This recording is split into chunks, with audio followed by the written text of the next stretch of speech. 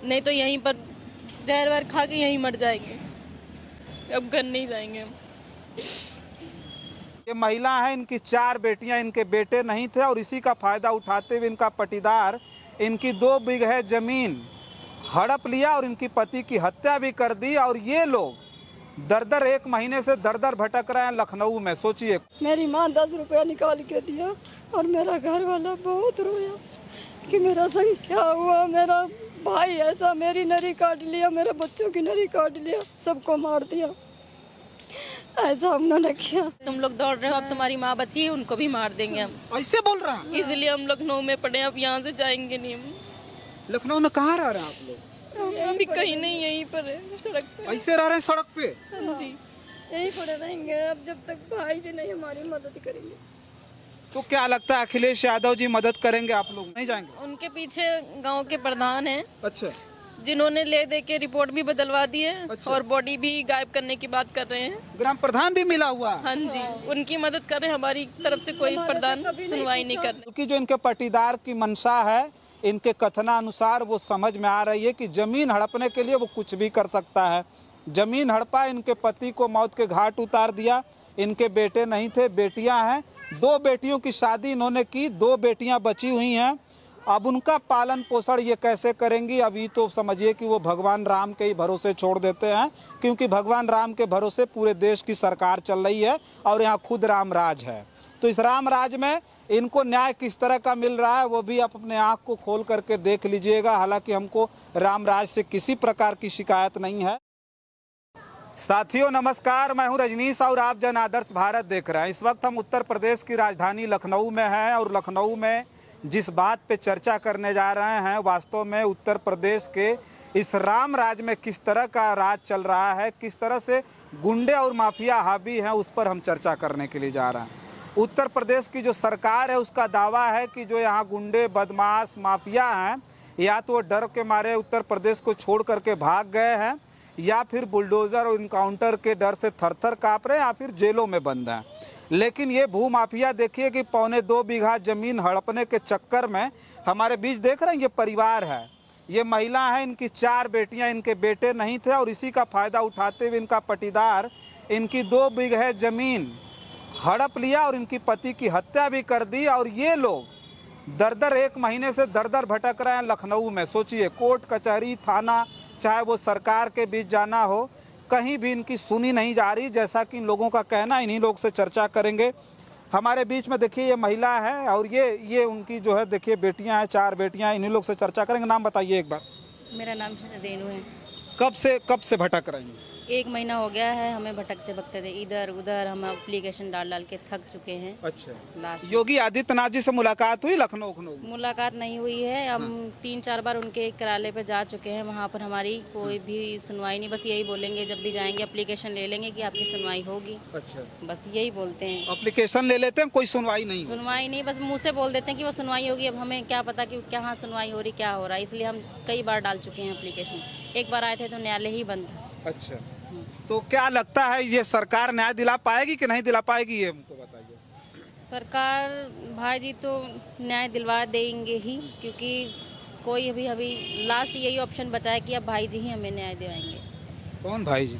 अखिलेश यादव। अखिलेश यादव। देखिए ये लोग अखिलेश यादव जी के कार्यालय पर पहुंचे हैं। समाजवादी पार्टी का केंद्रीय कार्यालय है लखनऊ का। अच्छा, एक बात बताइए, उस घटना के वक्त क्या हुआ था, कैसे मारा गया था उनको? ये ज़मीन के पीछे मारा गया था। ज़मीन हमारी 2.25 बीघा थी। उनसे पहले ऐसे फोर्स करते थे कि ज़मीन हमें दे दो, पर हमारे पिताजी मना करते थे।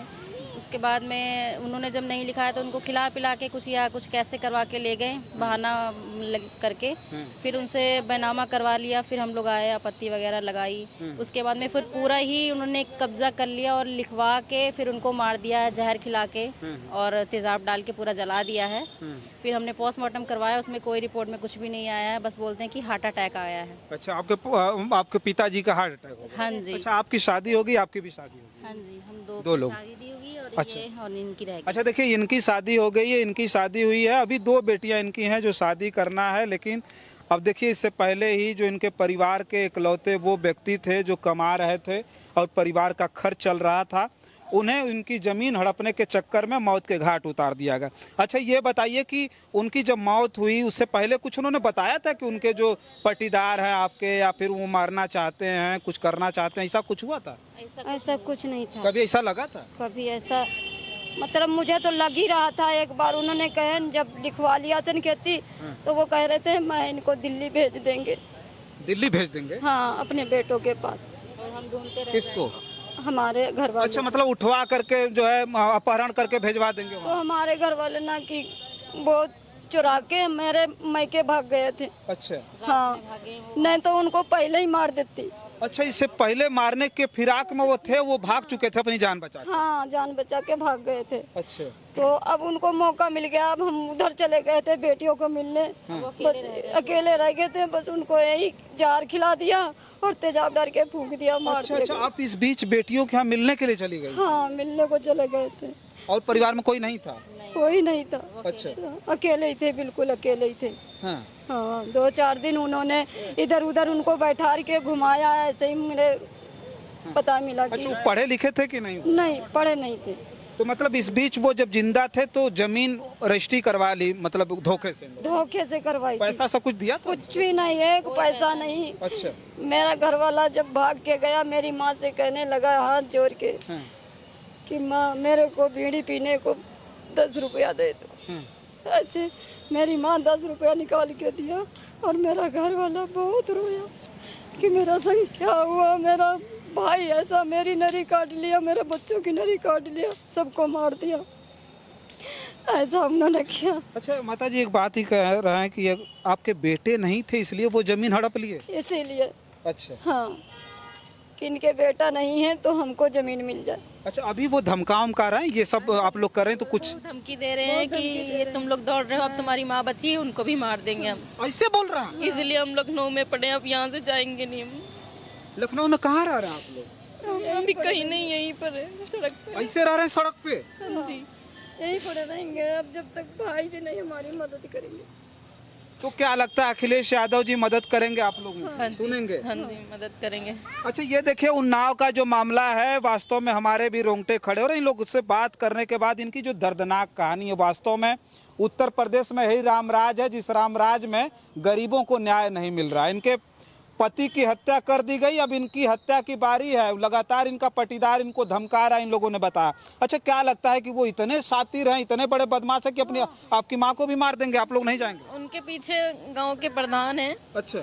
जिन्होंने ले दे के रिपोर्ट भी बदलवा दी है। अच्छा। और बॉडी भी गायब करने की बात कर रहे हैं। ग्राम प्रधान भी मिला हुआ? हाँ जी, उनकी मदद कर रहे हैं। हमारी तरफ से कोई प्रधान सुनवाई नहीं कर रहे हैं।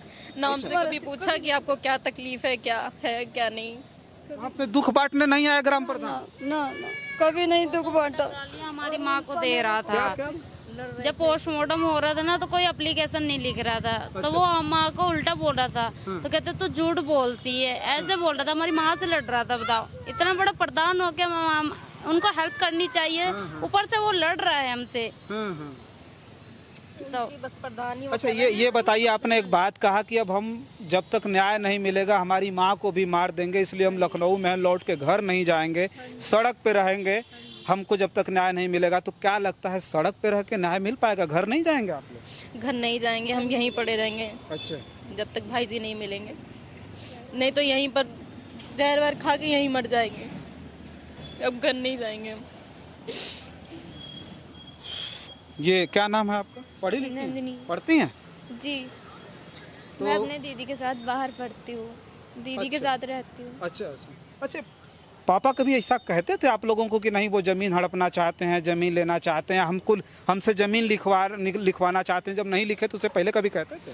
ऐसे ही एक बार कहा था उन्होंने, फिर उसके बाद हमने ऐसे ही टाल दिया बात की वो शायद मजाक कर रहे हैं उनसे। पर मजाक में उन्होंने सच में ये हड़प के उनको मार दिया कि वो कोई जवाब ना दे पाए। जब तक हम पहुँचे वो हमको कोई जवाब नहीं दे पाए और उनकी मृत्यु कर दी। अच्छा, ये 2 बेटियां आपकी हैं, एक बेटी पढ़ लिख भी रही है, मान लीजिए 2 बेटियों की शादी होगी, अभी खर्च कैसे चलेगा परिवार का? कभी आपने सोचा कि अब कैसे चलेगा? कैसे चलाएंगे हम खर्चा?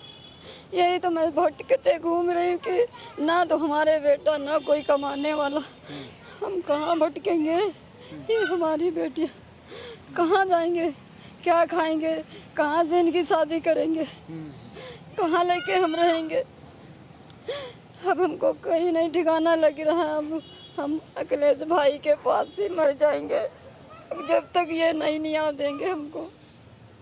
चलिए देखिए, ये हम चर्चा कर रहे थे, हमारे साथ ये जो परिवार है वो बहुत दुखी परिवार है। आप देखिए एक एक चेहरे पर उस तरह की उदासी है, उस तरह का समझिए कि रोना है, उस तरह का दुख है कि लगता है कि वो दुख बटेगा ही नहीं। अब महीनों भर से ये लोग भटक रहे हैं, अब इन लोगों ने प्रण कर लिया। अब वो पटीदार धमकार, आप सोचिए कि गुंडई, भूमाफिया की गुंडई समझिए कि इनकी ज़मीन को हड़पा। उसके बाद पति के मरने के बाद पत्नी न्याय की गुहार लगाने के लिए दर दर भटक रही है और उसको भी धमकाया जा रहा है कि लौट के आओ तो तुमको भी नहीं छोड़ेंगे। बच्चियों से कहा जा रहा है कि तुम्हारी माँ बची है, अब उसको भी मौत के घाट उतार देंगे। अब सोचिए कि ये माँ अब जो है परेशान है। बच्चियों ने कहा कि अब जब तक हमको न्याय नहीं मिलेगा, भाई डरे हुए लोग हैं, अब इनकी ज़िंदगी में क्या बचा हुआ है, यहाँ रहें तो सड़क पे मरें और घर जाएं तो पटीदार इनको मौत के घाट उतार देगा। ग्राम प्रधान है, दुख बांटने के वक्त इनको डांट रहा था, बोल रहा था तुम झूठ बोल रही हो, तुम्हारा पति हार्ट अटैक से मरा है, नाकी से मारा गया है। बल्कि जो इनके पटीदार की मंशा है, इनके कथनानुसार वो समझ में आ रही है कि ज़मीन हड़पने के लिए वो कुछ भी कर सकता है। ज़मीन हड़पा, इनके पति को मौत के घाट उतार दिया। इनके बेटे नहीं थे, बेटियां हैं। 2 बेटियों की शादी इन्होंने की, 2 बेटियां बची हुई हैं। अब उनका पालन पोषण ये कैसे करेंगी? अभी तो समझिए कि वो भगवान राम के ही भरोसे छोड़ देते हैं, क्योंकि भगवान राम के भरोसे पूरे देश की सरकार चल रही है और यहाँ खुद राम राज है। तो इस राम राज में इनको न्याय किस तरह का मिल रहा है वो भी आप अपने आँख को खोल करके देख लीजिएगा। हालांकि हमको राम राज से किसी प्रकार की शिकायत नहीं है। आप अपने जो है अपनी राय क्या है वो कमेंट बॉक्स में लिख करके हमको बताइएगा कि ऐसे लोगों को न्याय मिलना चाहिए कि नहीं मिलना चाहिए। बस इस वीडियो में इतना ही। बहुत सारी खबरें लेकर के आपके बीच में हाजिर होंगे। हमारी खबर आपको कैसी लगती है हमें कमेंट बॉक्स में लिख करके बताइएगा। बहुत सारी खबरों के लिए बने रहे जन आदर्श भारत के साथ और हमें दें इजाज़त। नमस्कार।